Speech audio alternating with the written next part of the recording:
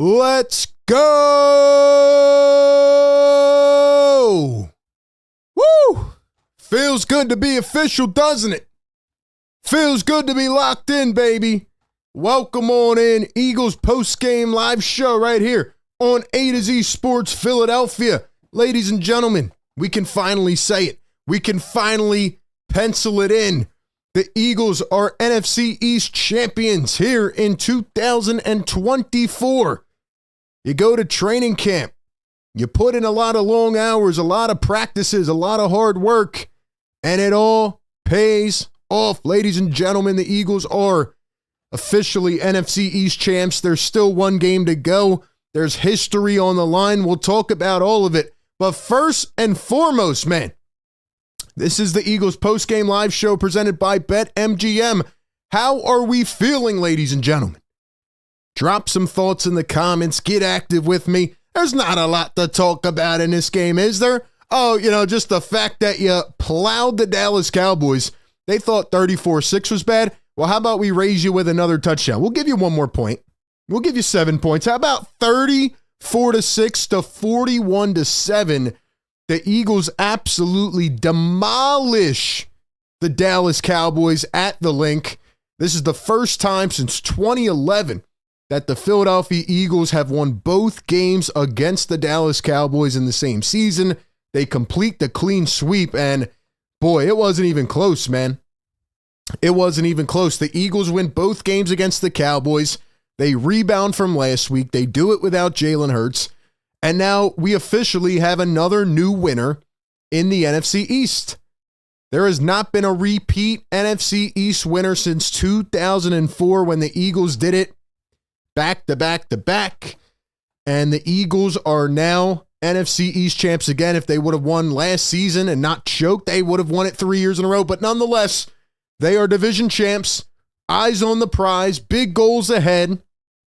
And we have a lot to talk about as it relates to Saquon Barkley, right? We'll talk about the offense. We'll talk about the defense. Drop some words in the chat. How are we feeling, ladies and gentlemen? If you're just tapping in, like the show, subscribe to the show.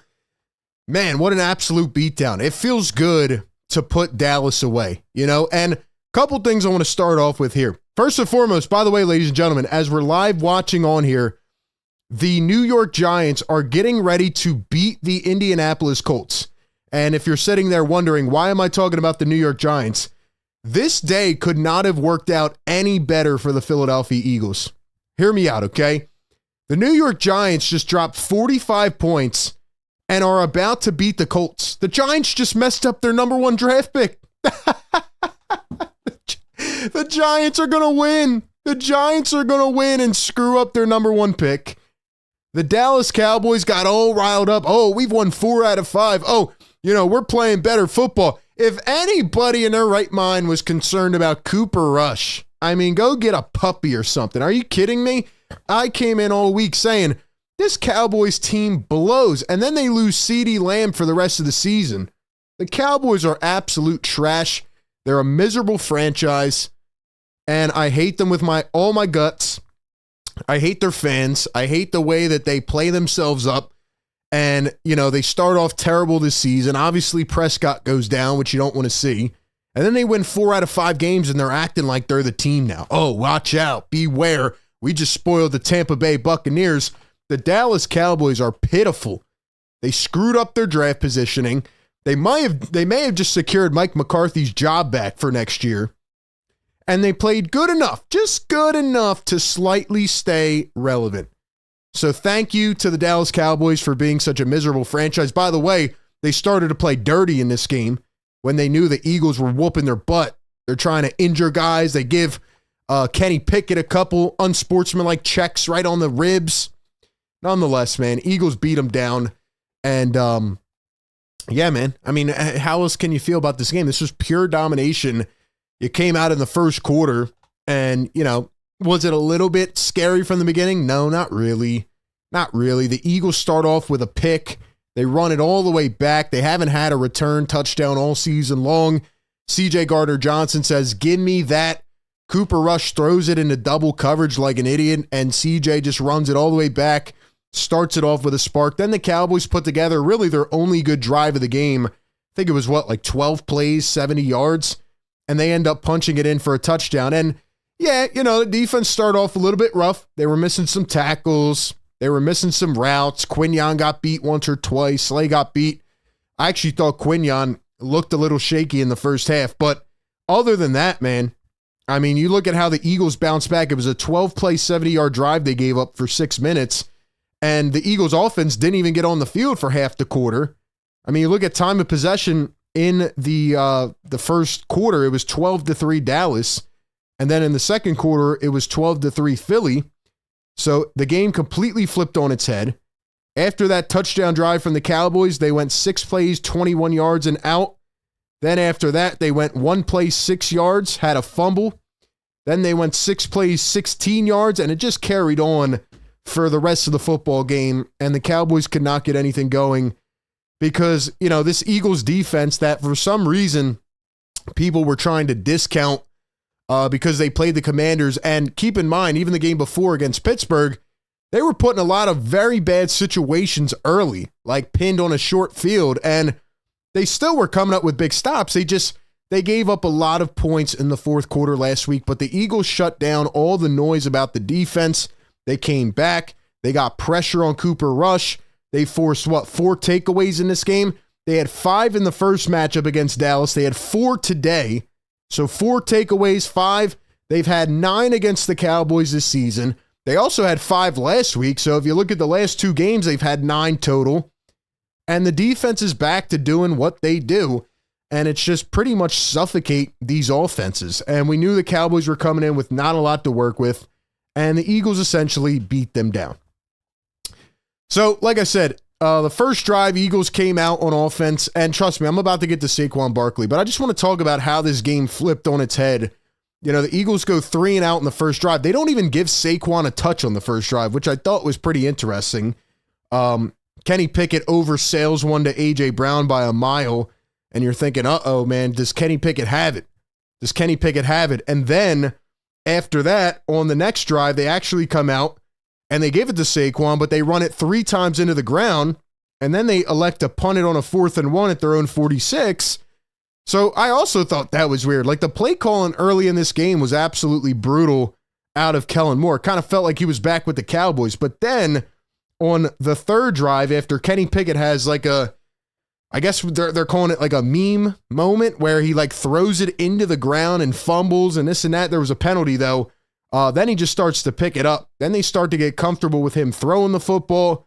He's making a couple big plays. Then he throws one off of foot to Grant Calcaterra, who makes an unbelievable one-hand catch. And then after that, Kenny Pickett finds Devontae Smith on a touchdown with a big 3rd down throw, and the rest was history. But then they started to get Saquon involved, and Saquon Barkley finishes this game with 31 carries, 167 yards, and 0 touchdowns. Now, a couple thoughts I have off the bat about Saquon Barkley. Number one, congratulations to Saquon Barkley. Can we get a 2K going in the chat? Can we get a 2K going in the live chat right now? Saquon Barkley has now recorded the 9th season in NFL history with 2,000 rushing yards. That is amazing, right? We can look at the Eagles and their 13th NFC East title. We can look at, their 4th career season with 13 wins, etc. But Saquon Barkley dropping 2,000 rushing yards, like, that's a once-in-a-lifetime type of thing, And he's been so good this year. He has shown up from start to finish, with the exception of one big drop he had against the Falcons. Other than that, I mean, Saquon has been Mr. Automatic. He's having an all-time season. And for him not to even get incorporated in the first quarter, really, I don't even know how many yards he had, but to come out in the second and third quarter and run the way he did, 15-yard pickup, 11-yard pickup, 23-yard pickup, he didn't even break the big one off. And then it got to a point in the third and fourth quarter where the Eagles were force-feeding Saquon Barkley. So again, shout out to Saquon. He's got 1 game left, and he is 101 rushing yards away from breaking Eric Dickerson's record. And you know what?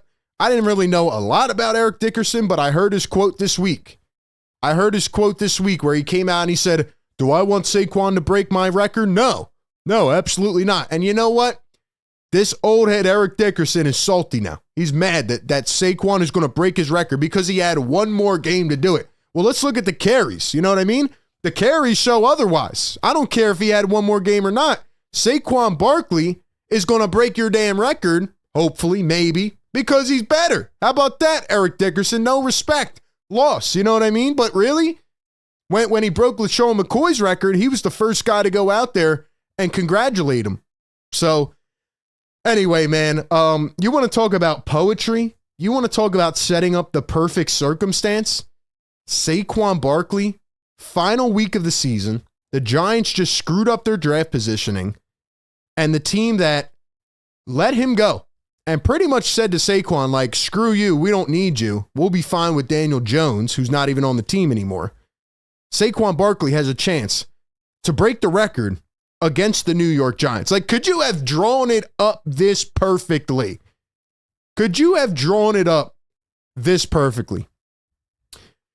We'll get to Saquon more in just a minute and about the record and things like that. But, you know, for him to come out here and drop another 170 almost on the ground, it's been so effortless. It's been so automatic.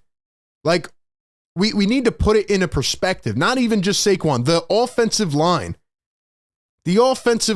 Like, the dominance week in, week out. There was that last Saquon carry where Jeff Stoutland is pumped on the sideline. Jeff Stoutland might be one of the best assistant coaches ever, one of the best position coaches of all time with the dominance. I mean, did you see Lane Johnson and Jordan Mailata in this game? Just absolutely protecting Kenny Pickett and Tanner McKee. They didn't let Micah Parsons anywhere near him other than one play, and Micah Parsons had to chip him after he threw the ball because he was pissed off. Micah Parsons is another one I know who's feeling the salt today. But anyway, man, the offensive line was dominant. Saquon Barkley was dominant. Once he got going, there was no looking back. And, I mean, we look at the receivers in this game. This was a Devontae Smith game. He had 2 touchdowns. One was from Pickett, and one was from Tanner McKee. Devontae Smith, 120 yards in this game on 6 catches. A.J. Brown, 36 and a touchdown. Didn't matter, though, man. The game was way out of reach because once the Eagles finally started to incorporate Saquon, and once Saquon started to get his wheels rolling, Cowboys realized they couldn't just be a one-trick pony anymore on defense. And once Kenny Pickett started to carve these boys up, it was over. It was over. That's how you come out and you rebound from a tough loss last week. They didn't come out here and squeak one out against Cooper Rush and leave us all questioning. No, they came out and dominated the Dallas Cowboys in every facet. In offense, in defense, in special teams. They didn't let Kevontae Turpin get going. Kenny Gainwell returned a couple near the 40. Big special teams game. Defense really set the tone. CJ Gardner-Johnson had 2 picks in this game. And I got a little bone to pick with CJ, man. You stole my boy Quinyon's first pick. Quinyon Mitchell's in the lead for Defensive Rookie of the Year. And I want him to get it. I think he is going to get it. It would be nice if he had an interception on the board. But my man Cooper Rush dropped back and he was throwing it to no man's land. I mean, this guy was seeing stars. He just bombs it down the field. And my boy Quinyon is about to get his first pick and CJ swoops it away. I'm mad that he took away that interception. Quinyon Mitchell got beat a couple times early in this game. Slay got beat a couple times, but they figured out whatever it was after the first couple drives. They were pressing up on these corners. They were not letting anything up in front. Cooper Rush tried to take a couple shots. He just couldn't hit them. And I thought the Eagles just played really well, man. Rico Dowdle still had 100 yards, but they did not let him get going. They did not let anybody else get going. Brandon Cooks, 52 yards, 4 catches. But, yeah, man, Eagles defense set the tone. The first one was a pick 6, like I said. I mean, to start it off with a bang like that, to give your quarterback some comfortability, especially a guy like Kenny Pickett, who a lot of people are looking at like, hey, you know, you played decent last week, but you have to come out here and really play well to win this game because, again, everybody had this perception that the Cowboys are playing so hot and they're so good, even though they beat the Panthers, the Giants, and whoever else, Buccaneers. Cowboys are not that good. Like I said, the Cowboys royally screwed themselves in this game. And I had no fear that the Eagles were going to get it done in this game. A couple other shout outs I want to give. Where's he at? Oren Burks. Oren Burks filled in today for Nakobe Dean. Next man up mentality. Oren Burks had a beautiful forced fumble. He grabbed the hip. I think it was either Dowdle or Turpin. Hold on, let's see who it was. It was Dowdle. Yeah, he grabbed his hip with one arm, and then it looked like he poked it away from behind with the other arm. That was a really good play, and that was the first play of that drive back in the second quarter. And that actually really turned the tide and the momentum because, again, the Cowboys had put together a nice 12-play drive, and then the Eagles come out and immediately take it away from them after scoring a touchdown, right? Kenny Pickett's starting to get in his groove, and on 1st and 10, Jake Ferguson hit by Oren Burks, and he comes up with it. Jordan Davis actually had one arm on it at the bottom of the pile, and he picks it up and just takes it away. So shout out to Jordan Davis. And the other guys I want to give a shout out to are Nolan Smith and Jalen Carter, the other Georgia Bulldogs. I thought a lot of guys played well, but Jalen Carter was batting things down at the line. They had a couple, mid tackles in there, have shown signs of potential, but Jalen Carter, even though he didn't record a sack, he was just having his way today. He was absolutely having his way with these boys today, man, and they were doubling them. They just couldn't stop him, really. Jalen Carter was an absolute monster, and also Nolan Smith just continues to impress, man. Nolan Smith Jr. today had a tackle. He had a forced fumble, I think. He poked the other one away. Nolan Smith was incredible today, man. Nolan Smith was amazing again. The way he sets the edge, the way he plays with physicality, the way he just gets amped up and really sets the tone on this defense. It's a special sight, man. It is a special sight. Nolan Smith pokes it away. Nolan Smith makes a couple big stops. Just a good player. Zach Bond, Jalix Hunt was in there for a lot of snaps today. Bryce Huff actually came back in this game, and then he got hurt on the first drive. So after that, there was really nothing else to see. I don't even know if he came back in. I didn't see him much. But Bryce Huff was out. Mekhi Becton went down at one point. He came back in. And C.J. Gardner-Johnson went down at the end of the game. Hopefully they kept him out just for precautionary reasons. But I want to talk about the quarterback, all right? I want to know from you guys right now in the chat. If you're just tapping in, welcome in to the A to Z postgame show. I have a legit question for you. I don't want to spark a debate or a controversy of any kind. I'm just wondering what you guys are thinking in the chat. Based on what you saw today, moving forward, who do you think the second string quarterback should be? Who would you put for the second string quarterback in a live or die moment for the Philadelphia Eagles if you had to in the future? Because Kenny Pickett came in and he was slinging. Kenny Pickett, he played well today. I got to give him credit. He hung in there. He made some big throws. 10 for 15, 143 yards and a touchdown. I thought Kenny Pickett really held his own. But then you have Tanner McKee, and although we didn't get to see a lot of him, he becomes the third quarterback to throw a touchdown against the Cowboys this season. And he goes 3 for 4 in this game with 54 yards and 2 touchdowns. Ladies and gentlemen, Tanner McKee had 2 touchdowns on 4 pass attempts. And I said this all season. I said it this past week. I said it in training camp, and the reporters that were there would agree. Like, Tanner McKee just has something. You know what I mean? He was drafted in the 6th round last year by the Eagles. Sometimes these guys fall for whatever reason, whether it's injury or, they don't get a lot of opportunity at their school. I don't know. Came from Stanford, a pretty good program. But the way Tanner McKee just immediately came in the game, and he zipped one into the end zone, floated it up. A.J. Brown almost made the catch of the year with a one-hander. Couldn't get the second foot down. But then he goes right back and finds A.J. again. His pocket presence, his awareness, and just his mental clock, how quick he got the ball off, it gave me a lot of hope. I'm not going to lie.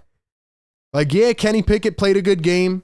He stayed within himself. He took a couple big hits. And by the way, just on an aside, I don't want to talk about the Cowboys too much, but they are a dirty team, man. They are dirty. I mean, I don't even know who the first guy was, but he blasts Kenny Pickett after the play. Then a few plays later, Micah Parsons hits him after the ball comes out. No flag on that one. Cowboys were playing dirty. There was a couple, scuffles in this game. There was a couple pile-ups. They're trying to shove guys. Nothing's called early in the game. It was, Cavante Turpin. I think he shoved Cooper DeJean or somebody. Nothing called. So the Cowboys were trying to injure the Eagles, in my opinion, and they were just trying to kind of mess up the flow because of how frustrated they were. Then the Sidney Brown one at the end of the game. Like, there was a lot of emotion in this game. But nonetheless, Tanner McKee comes in. I was excited to see him in here. And this guy you could just tell, like, the way he goes through his progressions in a split second. He's a good quarterback, man. Tanner McKee has something. He's got something good. Like, I don't know. I'm comfortable with Tanner McKee. I'm comfortable, man. This guy can really, really play. He could play to the point where I think a team might try to pick him up, honestly. Second-year quarterback, hasn't gotten a lot of burn, but yeah, he could play, man. He can play. Other than that, man, I thought everybody contributed. Like I said, Calcaterra had a nice catch. It'll be nice to have Dallas Goedert back in there, but Moro Jomo played some good snaps. Jeremiah Trotter Jr. came in at one point for Oren Burks, and then Oren Burks came back in and forced the fumble, and I guess he earned the rest of the game. I thought Quinyon and DeJean and the rest of the guys tightened up, and like I said, the Cowboys were actually surprisingly good on third down for most of this game. They were 5 for 10 at one point, but the Eagles just weren't letting up the big play. They were forcing Cooper Rush out of the pocket, and just overall, they were just playing tight coverage, man. And they were throwing him different looks. They were bringing some disguised blitzes and just throwing him off his horse, man. 377 yards of offense for the Eagles. They controlled the time of possession after the first quarter for the rest of the game. They end up actually leading possession 32-27. Eagles went 3 for 5 in the red zone. And the Eagles actually had their 4 penalties. I think it was in the first quarter. Like, they came out very sloppy in this game, a lot to clean up. But after that, they were a turnover or a takeaway machine. Cowboys were turning the ball over like it's nobody's business. Eagles averaged 10 yards per pass in this game. I mean, listen, man, the Eagles they did what they had to do. I'm not a big fan of them force-feeding Saquon in the early fourth quarter. Like, honestly, if I was the Eagles, I actually might have just left Saquon in the rest of the game and let him try to get 50 more yards, because you could see the Cowboys were giving up.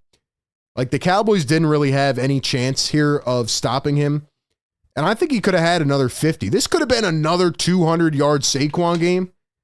And then he would have only had to get 40 or 50 yards next week. But in terms of that conversation, that'll be the next part of our show here. Do you think that Saquon Barkley should play next week against the New York Giants? Because right now where you're at is the Vikings are about to play the Packers. And if the Vikings win this game today, they are setting up a game against the Lions next week that will ultimately decide who the number 1 seed is. And that'll be that's the decider game. Like, whoever loses that game next week, if the Vikings win today, and also the Lions, they have to win as well against the Niners. Let me not, excuse that.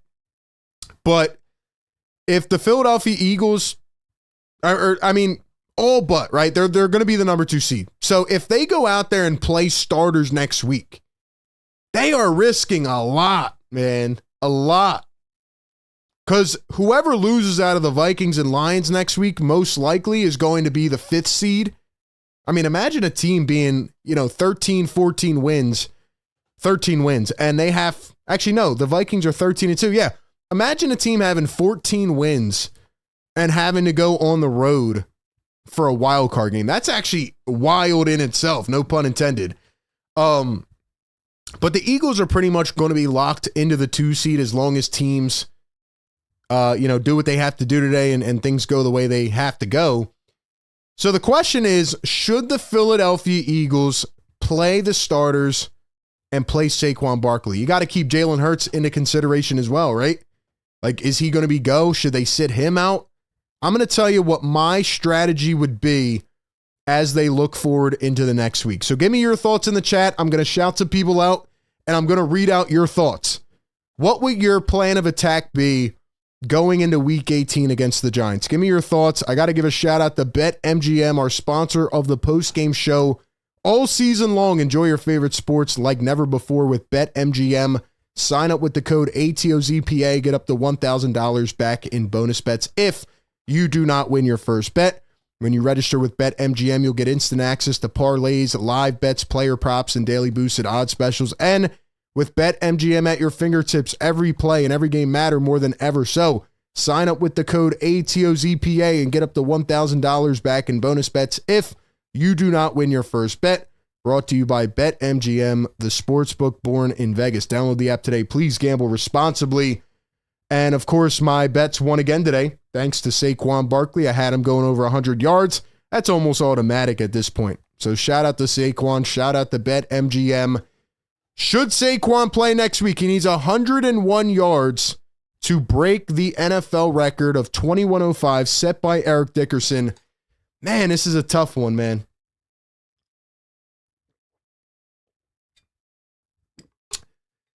Here's my initial thoughts on it, okay? To have Saquon Barkley break this record against the team that let him walk, that let him go, it would be so poetic. It would just be a perfect NFL storyline. It would be perfectly executed in terms of drama and things like that. So the fan in me is telling me, yeah, play him. Let him get his 100 in the first half and then sit him out. You know, let the starters play the first half and sit them out, blah, blah, blah. But then the smart part of me is going, it's risky, man. Saquon's up to 345 carries on the season. He's already hit his career high. They ran him 31 times in this game. We know the Giants are piss poor awful. And I know he could do it. Like, we know he can do it. But should they do it? I don't want to risk injury. Health is important. You know, it's not always the best team in the league that gets to the Super Bowl. It's the best team that can stay healthy the longest. You look at the Detroit Lions right now. They were having an incredible season. They still are. But a lot of guys have gone down. And if Saquon Barkley, for some reason, right, knock on wood, was to go down in the final week by getting an injury and the Eagles' whole playoff run was messed up, because you know that, right? Like, if Saquon goes down, like, you know, you can say goodbye to trying to win the whole thing. If Saquon were to go down against the Giants, I don't think I could ever forgive this Eagles team. But then again, this is a once-in-a-lifetime moment. So it's a really tough decision. If you ask Saquon Barkley himself, do you want to go out there and play with the risk of getting injured? I actually think Saquon would say no. I think Saquon would say, I'm down to do whatever's best for the team, because he's really a team player, and it's one thing I respect about him a lot. He's never put himself first. He's always been respectful. I think Saquon Barkley has been the perfect teammate this season. So it's very, very risky. But at the same time, the Giants can't stop a nosebleed. They're terrible. They just won this week, which screwed them again. They're probably going to be trying to lose next week at all costs anyway. So I don't know. The fan in me is saying, let him go out there for the first half, see if he can rack up 100. But like what they did today in the fourth quarter, you know, while their defense didn't give up a point in the last three quarters to, you know, keep forcing him like that, I don't like it. I don't like it. If you had to ask me right now, and again, this is very fresh, right? We have a whole week to talk about it. And I know, based on what we just saw, okay, if I had to predict right now what the Eagles are going to do, I think they're going to let him go out there and try to get the record. I think they're going to try to let him get the record. Now, it also gets interesting because is Jalen Hurts going to play? Jalen should be cleared from his concussion. Like, you know, he wasn't practicing this week, but you know, usually you can come back in that second game. So if I was the Philadelphia Eagles and I'm operating in the mindset of let's try to get Saquon his record, well, I'm going to play the starters for the first half. And if he doesn't get it, he doesn't get it. Now, if he's 2 yards away going into the third quarter, then yeah, give him a carry, let him get it, and pull his ass off. But another thing is I don't want the offensive line to get banged up, Like, go back to 2022. A lot of people were worried about rust and not letting the team go and sit for 2 weeks, whatever. Look at what that bye week or double bye week did for the Eagles. They were refreshed going into the playoffs. They whopped the Giants. They whopped the 49ers. And now they're not going to have a bye week because they most likely, I think they have like a 2% chance to be the number 1 seed, right? I don't want to risk not having as much rest as possible. I think that's the best way to put it. Like, that rest could really determine how this team comes into the playoffs, gets everybody healthy, right? I don't want the O-line going down. I don't want any freak injuries. I want them to be healthy in the long term. To me, a Super Bowl opportunity is more important than a Saquon Barkley single season record.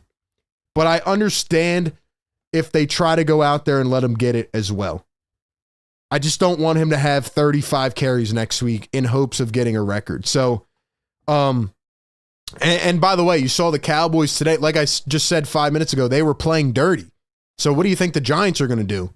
A team that's salty, that is pissed off that they let Saquon go. You don't think they're going to try to go out there and bang him up?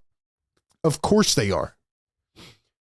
I wouldn't play Jalen more than a half next week. Let him get some throws, get back in his rhythm, make sure he's okay.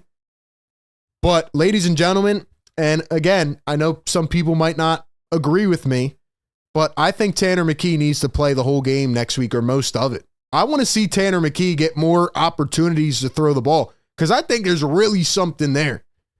So we'll see what happens. Plus, Kenny Pickett is banged up now as well. All right, let's go to the chat. Let's see what you guys are saying, man.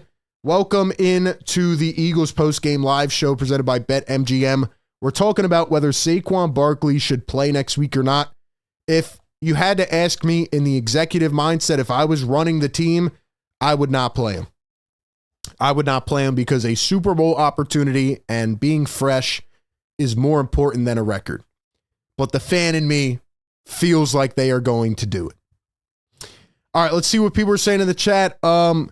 Phil says we could have held him back against tougher teams. He was great. We have to depend on the offensive line. Charles says should have gave him more yards in this game so he wouldn't need as much. That's what I'm saying. Like, he was in a roll right now, but again, he also had 31 carries. So you can't give him 40 carries against the Dallas Cowboys, especially when you're up by 30. Like, you're already blowing this team out. And that's what they were trying to do. They were trying to get him the 2,000 yards early there in the fourth quarter, and they finally got it. And as soon as he got that 2K, they pulled him out, which also makes me think they might not play him next week. Like, maybe they just wanted him to get that 2K, and then they pulled him out. Also, one thing I just remembered as well, shout out to A.J. Brown. He had thrown Tanner McKee's first touchdown into the stands. Nice ball by Tanner, by the way. And the fan ended up giving it back. Big Dom was in the mix saying, like, yeah, we'll get you a signed football. So shout out to that fan for being cooperative and giving Tanner McKee his first touchdown. Like I said, it was just a beautiful ball. He had the second one, which was a slant to Smitty, but Tanner McKee, man, beautiful pass, lobbed it right up to AJ, didn't even think about it. All right, let's go back to the chat. My bad. I got off the mark here. Let's see. Jamie says, to suggest that Saquon will rack up 100 by halftime is ridiculous. Do you think the Giants won't be aware? That's what I'm saying, Jamie. I agree with you there. I agree. Maybe they wanted to get him to 2,000 and they're not going to risk it. I mean, because again, then you're starting to say that personal records are more important than team success, and that's a scary thing. Casey says Saquon wants a Super Bowl game, sit him next week. And I agree, Casey. I think Saquon would tell you himself, as much as this record means and, as great of a season as it has been, I'm willing to do what's best for the team. I mean, just to hit 2,000 yards in this day and age, in this era, is absolutely remarkable. I mean, for a guy to have 4+ 60-yard touchdowns, 4 60+ yard touchdowns on the year, like, he has done so many incredible things. Incredible things. Blake says, let Saquon get his 100 and then bench him after that. It's risky, though. It's risky. What if he goes down? What if he goes down? Yusuf says, I'm sure this won't be Saquon's best season as an Eagle. If he doesn't break it this year, he will be in the next 3 years. I don't know. Every year's different, you know? And he's not getting any younger. I'm not saying that Saquon's not going to be special. First and foremost, all right, if Saquon Barkley keeps up anywhere that, to this level of productivity over the next couple years, he might be the best running back in Eagles history at one point. And he has played with the Giants for the first 6 seasons. So I'm not expecting him to do this ever again. And that's probably why the people who are on that side of thinking, hey, let's get him the record, are feeling that way. But keep in mind, Saquon's also never won a meaningful playoff game. They won one playoff game. That was it. He's trying to get to the big dance, And I think that means more to him. I think it does. JPB says, glad Saquon got 2,000 yards to rest up and get right for a Super Bowl run. Dakota says, no, he needs the record. What are we talking about? Why does he need the record? Why does he need the record? Would you rather have the rushing record or a Super Bowl trophy? What if he goes down, man? You have to have the bigger goal on your mind. If you want to throw him out there in the first half, okay, but I'm going to be holding my breath every single play. I'm going to be holding my breath every single play. You know what's crazy, man, is that no MVP, I think it's since like 1999 or 2000, around that time, has actually won the Super Bowl. So every guy that has gone and won the MVP, right, and is vouched for that, etc., has not won the big game. The most important thing is staying healthy, staying in your flow, and being fresh for the playoffs, especially with the abundance of injuries nowadays. So to be quite honest with you, I don't think Saquon would force it, saying, yeah, I need to get the record. I don't think he would do that. ABD says, do you think they'll ask Saquon if he wants to try to break it like Nick did when he played against the Giants at the Met? I actually think they are going to talk to Saquon. I think they are going to ask him. I wouldn't be surprised. But the coach has to make the final decision. It has to come down to Nick Sirianni. And I feel like, part of me feels like they were forcing him the 2,000 yards so they can just sit him next week. But part of me also feels like, hey, they got him the 2K. Now he's 101 behind, and they might actually try to let him go get it. Jim says, absolutely cannot play past a half if he plays at all. Bigger goals on mine. Yeah, I agree. Big Bunny says, I love my Eagles. Jamie says, Dakota doesn't get it. Phil says, Saquon's going to want to play. Does anybody remember when everybody picked the Eagles to win the Super Bowl and Cunningham broke his leg in the first game? Cole says, if Jalen gets some reps, he will probably get some run, but if he stopped early, he won't get any touches. Yusuf says, you have to think about the moral boost Saquon breaking the record would give to the team. I don't know about that, man. I don't know about that. I mean, the moral boost is boosting yourself by blowing out the Cowboys. Blowing out the Cowboys and winning 13 games. That's the boost that you need. You know what I mean? This team knows they're good. That's the thing. They don't want to lose anybody. Like I said, a big element is staying healthy, and they have been primarily healthy this season. Obviously, they lost BG, but this team has been really healthy this season. Now, if there's any way that you could end up as the 1 seed, then yeah, you absolutely have to play them. So what we should be rooting for is the Vikings and the Lions both to lose today, because that would set up a situation where, yeah, you got to play, and he's going to get the record. So we'll see, man. I don't know what they're going to do. It's definitely going to be a topic of convo this week. I'm going to say reluctant. I'm a little worried about playing him. I understand it's a once-in-a-lifetime opportunity, and he's a special player. He's had a special season, one that will never be forgotten in Eagles history or in NFL history. But ultimately, I think you do what's best for the team. And I think they'll ask Saquon. Couple other things I want to point out in this game. I thought they were going to use Kenny Gainwell more. Gainwell only had 3 touches in this game. I thought he would play more. I don't know why they're not protecting him and getting him ready as well. Because Kenny G is going to have some good carries in the playoffs. They're going to have to use Kenny G at points. He's been really good as a complimentary back this season. We had an EJ Jenkins sighting in this game, which was surprising. I wonder if they've actually talked to Saquon already. Let me see if I can find any quotes. I know they talked to him after the game. Saquon's just so good, man. Saquon is so good. Shout out to everybody who has like beat adversity on this team too. That's a word that comes to my eyes as well. Also, this Eagles fan got an autographed jersey from AJ Brown. Shout out to this man. I mean, AJ's awesome, man. Such a likable guy. I don't know why people just, try to paint this image on him. He went over to the fan after the game and gave him his autographed jersey for giving that football back. So shout out to the fan. But, yeah, man, I mean, the guys who have beat adversity on this team, the Zach Bonds of the world, the Mekhi Bectons, like, you got to feel very happy for these dudes to have a real shot to be on a contender that can go all the way. So I'm excited, man. I really am. Let's see if we can get some quotes here, if we got anything from these players. We got A.J. Brown. A.J. Brown says he wants to see Saquon Barkley get the all-time single-season record next week. Says it would be cool to be part of it and tell his kids he was Saquon's teammate. So some of the players are advocating for it.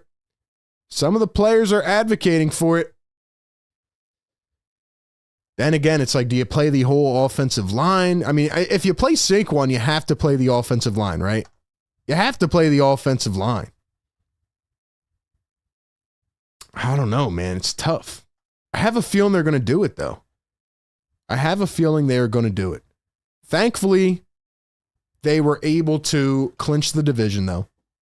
Thankfully, they were able to get that division wrapped up. That way they don't have to go into next week worrying about it or anything like that. And it was an absolute blowout of the Dallas Cowboys.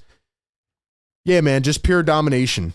That's a way to bounce back after the loss last week. Trying to see if I have anything else on any players that I missed, but just a dominating performance by the line, dominating performance by the secondary. All the offensive weapons were involved. Oh, yeah, one thing I wanted to hit as well. How about the brotherly shove, man? Eagles finally tried it. I was waiting for them to try it. That first 4th and 1, they ended up punting away, and everybody's screaming like, yo, you have to try it. And then Kenny Pickett ends up trying the brotherly shove right at the 1-yard line. The refs called it short. That was a terrible call, by the way. His knee was not down. He was in. So then they line up again with 2 seconds right before the half, and I thought that sucked the rest of the life out of the Dallas Cowboys because at that point it was 17-7, and the Eagles tried again. If they don't get it, they have no timeouts, and the clock is going to expire. So they were able to boost Kenny Pickett in that time. I guess it's a system play. It doesn't matter which quarterback it is, but Kenny Pickett was able to get in. That was the second time. They also got the Cowboys to jump off sides on one of them. So, yeah, man, the brotherly shove lives on. With Jalen Hurts, without him, it doesn't matter. Obviously, Jalen's a little more suited for the play because of his strength and all that, but the brotherly shove works to perfection. And I want to see Tanner McKee get some more plays as well. Cowboys were getting dirty in that second half, especially in the third quarter. A couple big hits on Kenny Pickett knocked them out of the game. So we will see what happens next. But, yeah, man. Eagles dominate the Cowboys. Eagles are NFC East champs. 1 game to go, and then the playoffs will be here, man. I am so pumped for this Eagles team. And I think the biggest takeaway for me today is that I'm just happy that they quieted the crowd that was starting to get concerned a little bit. Like, oh, is the defense okay? Is this okay? The Eagles are fine, man. They have been fine. They are fine. They can create all these little narratives and storylines if they want. Fact of the matter is, Eagles are a dominating team. That's what their record says. That's what their record shows. They are 13-3. And just a really, really good game, man. Just a really good game. So happy for this team. Happy for this team, and hopefully they can get ready for the playoffs. One final question I'll ask to the people that are still in here. Appreciate you guys being here, by the way. If you're on YouTube or Facebook, like the show so we can push it around to more people. And be sure to subscribe on YouTube and share it around as well. Who do you want to play in the playoffs? What would the top matchup be in the playoffs? I know it's probably going to end up being the Commanders, which I'm cool with, by the way. Bring the Commanders on. The way they were celebrating last week in the locker room, acting like they just won it all. I hope the Eagles get a chance to beat them again. But I'm honestly not that worried about any team. As crazy as that may sound, like the Buccaneers have been shaky. Packers could be a sneaky one, but I don't believe in the Vikings still. Lions are banged up.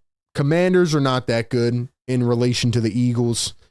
I think the Eagles can handle anybody. I think they can handle anybody.